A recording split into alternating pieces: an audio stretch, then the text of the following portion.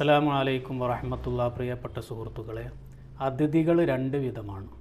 ഒന്ന്, നമ്മൾ പ്രതീക്ഷിക്കാതെ നമ്മുടെ വീട്ടിലേക്ക് ഇടയ്ക്ക് കയറി വരുന്ന അതിഥികൾ.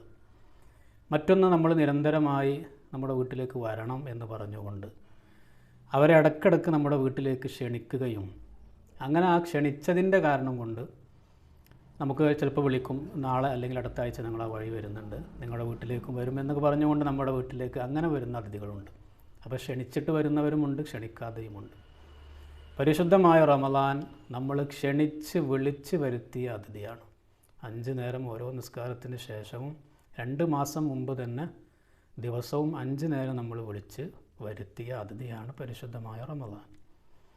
അപ്പോൾ ഈ വിളിച്ചു വരുത്തിയ അതിഥിയാകുമ്പോൾ ഒരു പ്രത്യേകത നമ്മൾ ചെയ്യേണ്ടതുണ്ട്. പ്രത്യേകം നമ്മൾ ആ അതിഥിയെ നമ്മൾ പരിഗണിക്കണം. കാരണം സാധാരണ വിളിച്ചു വരുത്താതെ പെട്ടെന്ന് കടന്നു വരുന്ന അതിഥിയാണെങ്കിൽ പലപ്പോഴും നമ്മുടെ വീട്ടിൽ ചിലപ്പോൾ ഒന്നും ഉണ്ടാവില്ല.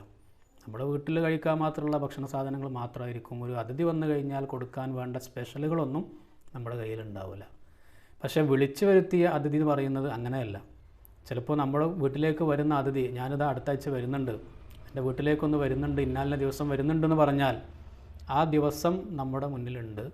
നമുക്കതിൻ്റെ മുമ്പ് തന്നെ എല്ലാം പ്രിപ്പയർ ചെയ്ത് റെഡിയാക്കി വെക്കാൻ പറ്റും. അതിഥിക്ക് വേണ്ടതൊക്കെ നമുക്ക് റെഡിയാക്കി അവിടെ വെക്കാൻ പറ്റും. പരിശുദ്ധമായ റമദാൻ വിളിച്ചു വരുത്തിയ അതിഥി ആയതുകൊണ്ട് തന്നെ നമ്മൾ പറഞ്ഞയക്കുമ്പോൾ നമ്മൾ നന്നായി വേണ്ട രൂപത്തിൽ അതിഥിയെ സൽക്കരിച്ച് വേണ്ട വിധം പരിഗണിച്ച് വിട്ട് വേണം നമ്മൾ അതിഥിയെ പറഞ്ഞയക്കാൻ. റമദാൻ നമ്മളിൽ നിന്ന് വിട പറയാൻ പോവാണ്. ഇന്നത്തെ ഈ വർഷത്തെ റമദാനിലെ ഏറ്റവും അവസാനത്തെ വെള്ളിയാഴ്ചയായിരുന്നു ഇന്ന്. പള്ളിയിൽ നിന്ന് ഖുതുബയുടെ ഇടക്ക് ഖതീബ് മിമ്പറിൽ നിന്ന് ഈ പരിശുദ്ധമായ റമദാനിനെ സലാം പറഞ്ഞ് യാത്രയാക്കി. അസ്സലാമു അലൈക യാ ശഹ്റ റമദാൻ എന്ന് ഉസ്താദ് നീട്ടി പറഞ്ഞപ്പോൾ കേൾക്കുന്ന നമ്മുടെ കൂട്ടത്തിൽ പലരും ചിലപ്പോൾ ചെറിയൊരു വിഷമം നമ്മുടെ ഉള്ളിലുണ്ടായിരിക്കും. അത് നല്ലതാണ്, അത് വേണം. ചില ആളുകൾക്ക് ചിലപ്പോൾ അറിയാതെ അവരുടെ കണ്ണിൽ നിന്ന് കണ്ണീര് വന്നിട്ടുണ്ടാവും, ഇല്ലെങ്കിൽ അവരുടെ ഉള്ളുകൊണ്ടൊന്ന് കരഞ്ഞിട്ടുണ്ടാവും. ഇതൊക്കെ ഈമാൻ്റെ ലക്ഷണമാണ്. ഇത് നമ്മുടെ മനസ്സിലുള്ളിടത്തോളം കാലം നമ്മുടെ ഉള്ളിൽ ഈമാനുണ്ട്. അള്ളാഹു നമുക്ക് തന്നിട്ടുള്ള ഈ മാസത്തെ നമ്മൾ വേണ്ട വിധമൊന്നും ഉപയോഗിക്കാനൊന്നും നമ്മളെ കൊണ്ട് കഴിഞ്ഞിട്ടില്ലെങ്കിലും ഇത് പോകുമ്പോൾ നമുക്കൊരു ചെറിയ ടെൻഷൻ ഉണ്ടാകുക എന്നുള്ളത് ഒരു മുഅ്മിനായ മനുഷ്യനെ സംബന്ധിച്ചിടത്തോളം നല്ലൊരു കാര്യമാണ്. തെറ്റ് ചെയ്യുമ്പോൾ ഞാൻ ഈ തെറ്റ് ചെയ്ത് കഴിഞ്ഞതിന് ശേഷം പടച്ച റബ്ബേ ഞാൻ ചെയ്തത് തെറ്റാണല്ലോ എന്നൊരു കുറ്റബോധം ഒരു മുഅ്മിനായ മനുഷ്യൻ്റെ ഉള്ളിൽ വരുന്നുണ്ടെങ്കിൽ അവൻ്റെ ഉള്ളിൽ ഈമാനിൻ്റെ ഒരു കണിക ഉണ്ട് എന്നാണ്. അവൻ രക്ഷപ്പെടും. അതുകൊണ്ട് നേരെ മറിച്ച് ചില ആളുകളുടെയൊക്കെ ഉള്ളിൽ ഒരു തെറ്റ് ചെയ്ത് കഴിഞ്ഞാലും അവർ ആ തെറ്റിനെ ന്യായീകരിക്കാൻ ശ്രമിക്കും. അതിന് കുഴപ്പമൊന്നുമില്ല, അതൊന്നും തെറ്റൊന്നുമില്ല, അതൊക്കെ ചെറിയ നിസ്സാര കാര്യം, എല്ലാവരും ചെയ്യുന്നുണ്ടല്ലോ, അവൻ ചെയ്യുന്നുണ്ടല്ലോ, ഇവൻ ചെയ്യുന്നുണ്ടല്ലോ. അതൊന്നും നമ്മളോട് പടച്ച റബ്ബ് ചോദിക്കൂല. ഞാനൊരു തെറ്റ് ചെയ്ത് കഴിഞ്ഞാൽ എന്നോടായിരിക്കും പടച്ച റബ്ബ് എന്നോടായിരിക്കും ചോദ്യം ചെയ്യുക. ഞാൻ അവൻ്റേത് കണ്ട് ചെയ്തിട്ട് ആണ് എന്ന് പടച്ച റബ്ബിനോട് പറയാൻ പറ്റില്ല.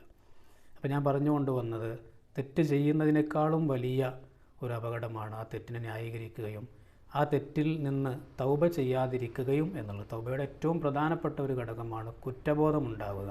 ചെയ്ത തെറ്റിൽ കുറ്റബോധം മനസ്സിലുണ്ടായി. യഥാർത്ഥത്തിൽ തൗബ എന്ന് പറയുന്നത് നമ്മുടെ മനസ്സിലാണ് ചെയ്യേണ്ടത്. നാവ് കൊണ്ട് നമ്മൾ ദുആ ചെയ്യുന്നുണ്ട്, നമ്മൾ പടച്ച റബ്ബിനോട് പല കാര്യങ്ങളും ഏറ്റ് പറയുന്നുണ്ട്. എങ്കിലും തൗബയുടെ മർമ്മപ്രധാനമായ ഏറ്റവും പ്രധാനപ്പെട്ട ഘടകം കുറ്റബോധം ഉണ്ടാകുക, ചെയ്തു പോയ തെറ്റിൽ ഖേദിക്കുക. ഈ ഖേദം എവിടെയാണ് വരുന്നത്? നമ്മുടെ മനസ്സിലാണ്. അപ്പോൾ ആ ഖേദം, ഒരു തെറ്റ് ചെയ്ത് കഴിഞ്ഞാൽ നമുക്കൊരു കുറ്റബോധമുണ്ട് എന്നുണ്ടെങ്കിൽ അവൻ ആ തെറ്റിൽ നിന്ന് തൗബ ചെയ്തു എന്നാണ് അർത്ഥം. പിന്നെ അതിൻ്റെ മറ്റ് ഷർത്തുകളാകുന്ന ആളുകളുമായിട്ടുള്ള ഇടപാടുകൾ തീർക്കുക എന്ന കാര്യങ്ങളാണെങ്കിലും ഏറ്റവും പ്രധാനപ്പെട്ടത് കുറ്റബോധം ഉണ്ടാകുക എന്നുള്ളതാണ്. അപ്പോൾ ഈ പരിശുദ്ധമായ റമദാൻ നമ്മളിൽ നിന്ന് വിട പറഞ്ഞു പോകുമ്പോൾ നമ്മുടെ മനസ്സിൽ ചെറിയൊരു വിഷമം വന്നിട്ടുണ്ടെങ്കിൽ ഈ റമദാനെ നമ്മൾ വേണ്ട വിധം ഉപയോഗിക്കാതെയാണ് നമ്മൾ പറഞ്ഞയക്കുന്നത് എന്നൊരു കുറ്റബോധം നമുക്കുണ്ട്. അത് നമ്മുടെ മനസ്സിൽ ഉണ്ടാകേണ്ടതാണ്. യഥാർത്ഥ മുഅ്മിനിൻ്റെ ലക്ഷണമാണ്. അതുകൊണ്ട് തന്നെ റമദാനിൻ്റെ ആദ്യത്തെ ദിവസങ്ങളിലേക്കാൾ ശ്രേഷ്ഠത അവസാനത്തെ ദിവസങ്ങൾക്കാണ്. പലപ്പോഴും പള്ളികളൊക്കെ നിറഞ്ഞു കാണുന്നത് ആദ്യത്തെ ഒരു 8-10 ദിവസമായിരിക്കും. പിന്നീട് പതിയെ ആളുകൾ ഇങ്ങനെ കുറയും. അവസാനമാകുമ്പോഴേക്ക് ആരാണോ റമദാനിൻ്റെ മുമ്പും നിസ്കരിക്കാൻ വന്നിരുന്ന ആ കുറച്ച് വയസ്സന്മാരായ ആളുകൾ മാത്രമായിട്ട് ചുരുങ്ങും. സത്യത്തിൽ നേരെ തിരിച്ചാണ് വേണ്ടത്. ആദ്യത്തെ ആവേശം ആദ്യമല്ല വേണ്ടത്, അവസാനത്തെ ദിനങ്ങളിലേക്കാണ് ആദ്യമുണ്ടായിരുന്ന ആവേശം നമുക്ക് വേണ്ടത്. അവസാനത്തെ ദിനങ്ങളിലാണ് അള്ളാഹു ആദ്യത്തെ ദിനങ്ങളിലേക്കാൾ വലിയ ഓഫറുകൾ അള്ളാഹു വെച്ചിട്ടുള്ളത്. ഒരാൾക്ക് അള്ളാഹുവിൻ്റെ റഹ്മത്ത് ഇറങ്ങി അവൻ്റെ പാപങ്ങളൊക്കെ പൊറുപ്പിക്കാൻ വേണ്ടി അള്ളാഹുവിനോട് ദുആ ചെയ്ത് അവസാനം അവന് ആഗ്രഹിക്കുന്ന സ്വർഗപ്രവേശനം, നരകമോചനം, ഇതൊക്കെ അള്ളാഹു കൊടുക്കുന്നത് ഈ അവസാനത്തെ ദിനരാത്രങ്ങളിലാണ്. അതുകൊണ്ട് തന്നെ ഇനിയുള്ള ദിവസങ്ങൾ, ഇനിയുള്ള സമയങ്ങൾ കുറഞ്ഞ സമയങ്ങളാണ്. ഈ സമയങ്ങളിൽ പരമാവധി തൗബ ചെയ്യുകയും അതുപോലെ തന്നെ ഇസ്തിഗ്ഫാർ അധികരിപ്പിക്കുകയും ഇനിയുള്ള ദിവസങ്ങൾ വേണ്ട വിധം ഉപയോഗപ്പെടുത്തുകയും ചെയ്യുക. ഇനിയും ധാരാളം റമളാനുകൾ വരവേൽക്കാനും ധാരാളം സൽക്കർമ്മങ്ങൾ ആ റമളാനിൽ ചെയ്യാനും അള്ളാഹു നമുക്കൊക്കെ തൗഫീഖ് നൽകുമാറാകട്ടെ. ഈ റമളാനിൽ നമ്മൾ ചെയ്ത ഒരുപാട് സൽക്കർമ്മങ്ങളുണ്ട്, അതൊക്കെ അള്ളാഹു സ്വീകരിക്കുമാറാകട്ടെ. ആദ്യത്തെ 10ഉം രണ്ടാമത്തെ 10ഉം അവസാനത്തെ 10ഉം കൊണ്ട് വിജയിക്കുന്നവരുടെ കൂട്ടത്തിൽ അള്ളാഹു നമ്മെ ഉൾപ്പെടുത്തട്ടെ. റമളാൻ അനുകൂലമായി സാക്ഷി നിൽക്കുന്നവരുടെ കൂട്ടത്തിൽ അള്ളാഹു ഉൾപ്പെടുത്തുമാറാകട്ടെ. അതുപോലെ തന്നെ റമളാൻ കൊണ്ട് വിജയിക്കുന്ന, ലൈലത്തുൽ ഖദ്ർ കൊണ്ട് വിജയിക്കുന്നവരുടെ കൂട്ടത്തിൽ അള്ളാഹു നമ്മളെല്ലാവരും ഉൾപ്പെടുത്തുമാറാകട്ടെ. അസ്സലാമു അലൈക്കും.